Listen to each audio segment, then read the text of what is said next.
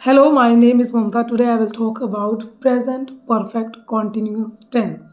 और अगर आप प्रेजेंट परफेक्ट कॉन्टिन्यूस टेंस समझ गए तो आप पास्ट परफेक्ट कॉन्टिन्यूस भी समझ जाएंगे एंड फ्यूचर परफेक्ट कॉन्टिन्यूस भी समझ जाएंगे क्योंकि सब एक ही तरह से हैं। तो प्लीज़ फोकस कीजिएगा इसको समझने का, क्योंकि अगर आप ये समझ गए तो वो दोनों भी समझ जाएंगे। कॉन्सेप्ट एकदम सेम है। Okay, so let's start. तो प्रेजेंट परफेक्ट कॉन्टिन्यूस टेंस में क्या होता है, हम क्या करते हैं? प्रेजेंट परफेक्ट कॉन्टिन्यूस में ये होता है कि कोई चीज़ पहले से होती आ रही है, अभी भी हो रही है और फ्यूचर में भी होगी और हमें नहीं पता कब तक होगी। समझ आया? कोई चीज़ पहले से होती आ रही है, अभी भी हो रही है और मुझे नहीं पता फ्यूचर में भी कब तक होगी। है ना? इतना समझ आया? इसका जो स्ट्रक्चर होता है, जैसे मैं कहूँ, मैं एक दो एग्जाम्पल देती हूँ। आई have been walking.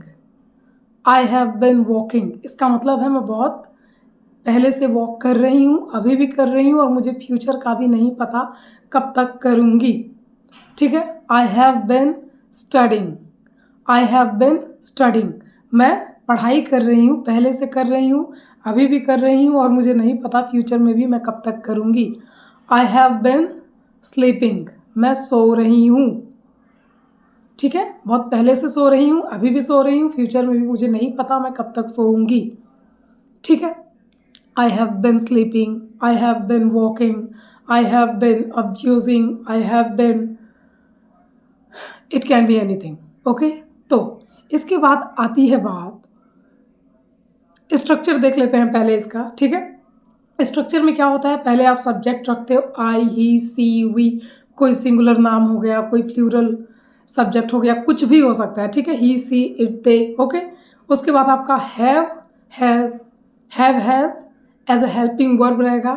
Have has किस पे डिपेंड करेगा? आपके सब्जेक्ट पे डिपेंड करेगा कि हैव रहेगा या फिर हैज़ रहेगा। उसके बाद been, subject have has plus been plus verb का आईएनजी फॉर्म। ठीक है? ये आपका स्ट्रक्चर होता है प्रेजेंट परफेक्ट कॉन्टिन्यूअस का। I have been walking, I have been sleeping, he has been sleeping, they have been sleeping, they have been walking, I have been abusing, they have been abusing, he has been abusing, she has been abusing. Okay, it has been happening, ये हो रहा है। कोई चीज़ पहले से अभी भी हो रहा है, फ्यूचर में भी मुझे नहीं पता कब तक होगा। ठीक है? अब इसके बाद हम टाइम की भी बात करते हैं। इसमें हम टाइम की बात करने के लिए यूज़ करते हैं सिंस को या फॉर को। जैसे मैं कहूँ, पहले बता देती हूँ सिंस और फॉर को हम कैसे यूज़ करते हैं। जब हम बात करते हैं फॉर को यूज़ करते हैं टाइम बताने के लिए, तब हम एक स्पेसिफिक अमाउंट ऑफ टाइम की बात करते हैं अगर हमें पता है। जैसे मैं कहूँ, आई have been sleeping for 2 hours, I have been walking for 3 days, I have been abusing for 5 minutes। तो मुझे 2 minute, 4 minute, 5 minute, 10 second, 20 second, मुझे एक स्पेसिफिक अमाउंट ऑफ टाइम का पता है। और अगर मुझे उस स्पेसिफिक अमाउंट के टाइम का पता है तो मैं फॉर का यूज़ करूँगी। आई have been sleeping for 2 hours, I have been walking for 3 hours, I have been teaching you for 1 month। 1 महीने से मैं पढ़ा रही हूँ। ओके, तो अगर मुझे टाइम का पता है 1 साल, 2 साल, 10 साल, 20 साल, 5 सेकंड, 20 सेकंड, कुछ भी स्पेसिफिक अमाउंट ऑफ टाइम का पता है तो मैं फॉर को यूज़ करूँगी।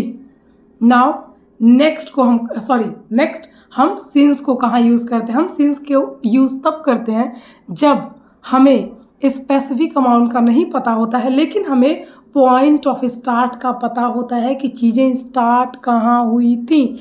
जैसे कि मैं कहूँ, आई have been sleeping since morning, I have been walking since last night. मैं सुबह से सो रही हूँ, मैं वॉक कर रही हूँ पिछले रात से। है ना? आई have been single since childhood, मैं बचपन से ही सिंगल हूँ, मरूंगी भी single. It's a joke. Okay, तो समझ आ रहा है? जब भी मैं सिंस यूज़ करूँगी टाइम की बात करने के लिए तो मैं एक स्टार्टिंग पॉइंट ऑफ टाइम बताऊँगी। Since childhood, since morning, since evening, since 1920, since last month, ठीक है, क्योंकि मुझे नहीं पता अभी इस टाइम पे एग्जैक्टली कितना टाइम हुआ तब से लेके, और जब मैं फॉर का यूज़ करूँगी तो मैं एग्जैक्ट अमाउंट ऑफ टाइम बताऊँगी, 10 साल, 20 साल, 5 सेकंड, 20 सेकंड, 2 हफ्ते, 3 हफ्ते, 4 महीने, ठीक। This is what is happen in present perfect continuous tense. I hope समझ आया होगा। I have been single since childhood, I have been single for 40 years, मैं हूँ 40 साल की।